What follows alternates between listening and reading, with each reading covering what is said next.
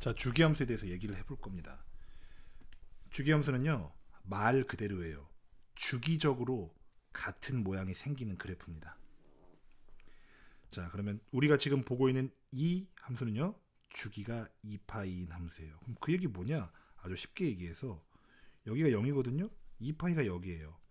이렇게 잘랐을 때 이 그림 있죠? 이 그림이 계속해서 같은 2파이 주기로 반복된다. 그런 얘기입니다. 그래서 주기가 2파이인 함수 fx는 fx 플러스 2파이 이렇게 씁니다. 근데 이제 왜 이렇게 쓰느냐를 생각을 해보면은 여기 보시면 세타 값이 나와 있죠. 여기 세타 값이 나와 있습니다. 세타의 함수 값이 이렇게 올라가서 이 점에서 이 높이에 찍히는 거 아시죠? 그래서 제가 그거와 같은 높이를 가지는 선을 하나 쭉 그려보겠습니다. 가로로 선을 하나 긋고요. 이렇게 올려볼게요. 요게 세타거든요. 지금부터 이 세타의 함수 값을 가지고 왜 주기 함수가 이와 같이 표현되는지를 그림에서 선생님이 한번 이야기를 해보도록 할게요. 자, 세타와 같은 함수 값을 가지는 또 다른 x 값들이 어떻게 있나 먼저 살펴볼 건데요. 가까운 것부터 보면 여기 하나 있고 여기도 하나 있죠. 보시는 바와 같이 이 그래프를 이렇게 보면 2분의 파이를 중심으로 좌우 대칭이에요. 그래서 이 세타와 같은 함수 값을 가지는 건 여기서부터 여기까지 길이가 세타니까 당연히 여기서부터 여기까지의 길이도 세타입니다. 그래서 우리는 이 값을 뭐라고 쓸 수 있느냐? 파이 마이너스 세타라고 쓸 수 있습니다. 이것은 주기성하고 관련 있는 게 아니고요. 대칭성하고 관련이 있어요. 자, 주기성은 뭐냐면요.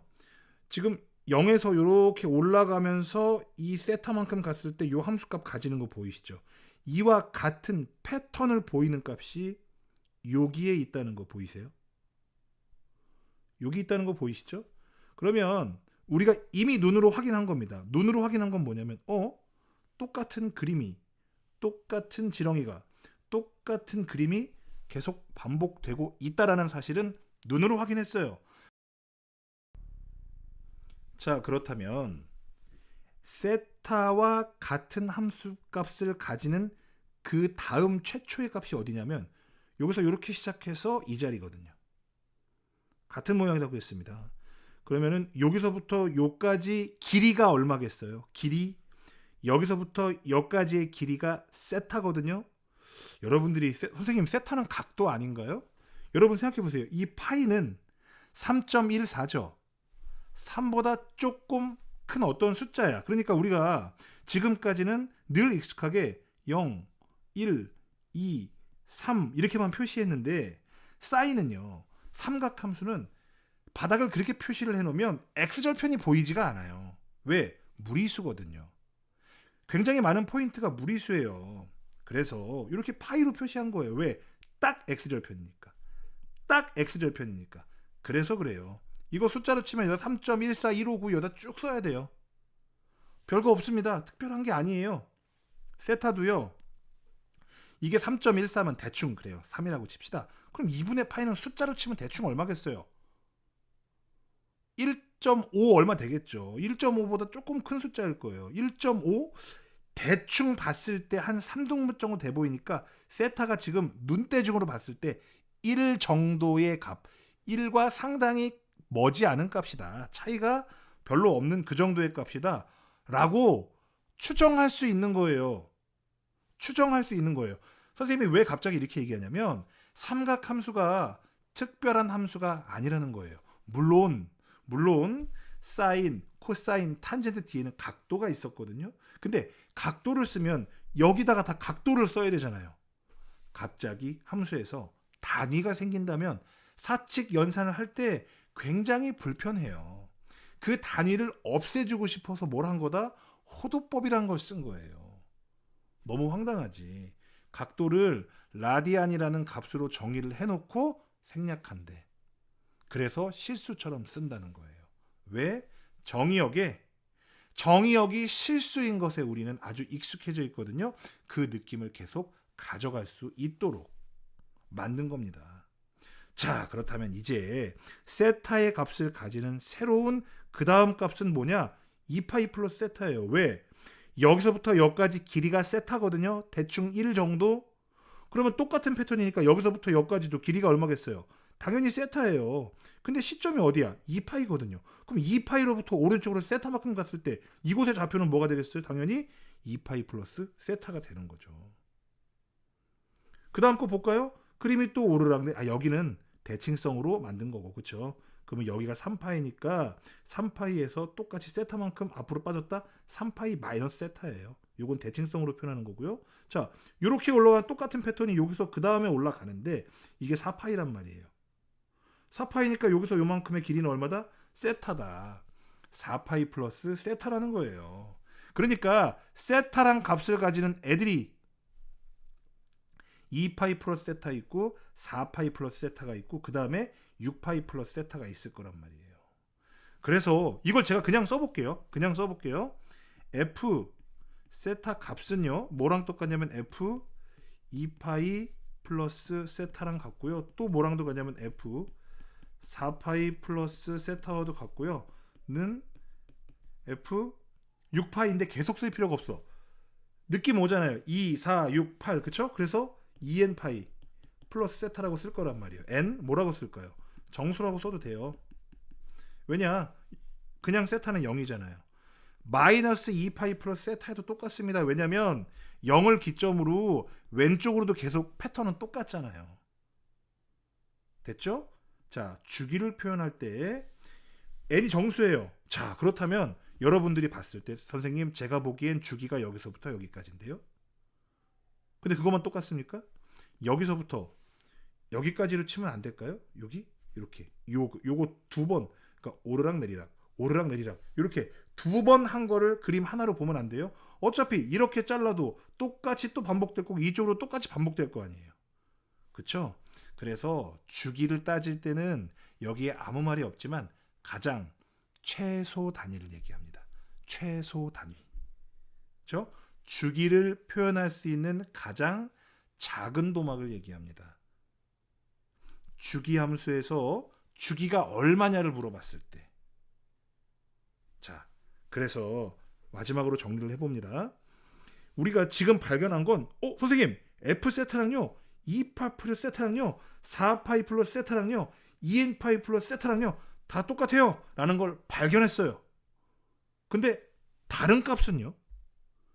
다른 값은 또 그런 값 없을까요? 하나 또 그어보겠습니다. 다른 값은 또 없을까요?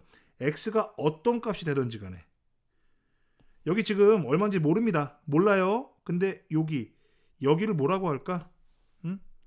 여기를 a라 합시다. a라고 해요. 그럼 이것과 똑같은 함수값을 가지는 건 물론 여기도 있긴 있죠. 근데 이건 대칭성으로 가지는 거라고 그랬죠. 저 파란 점하고 같은 함수값을 가지는 애들이 여기에 이렇게 있단 말이에요. 같은 패턴으로 가지는 애들이. 그럼 이 값은 어떻게 해요? 또 2파이 플러스 a. 여기는 얼마예요? 4파이 플러스 a.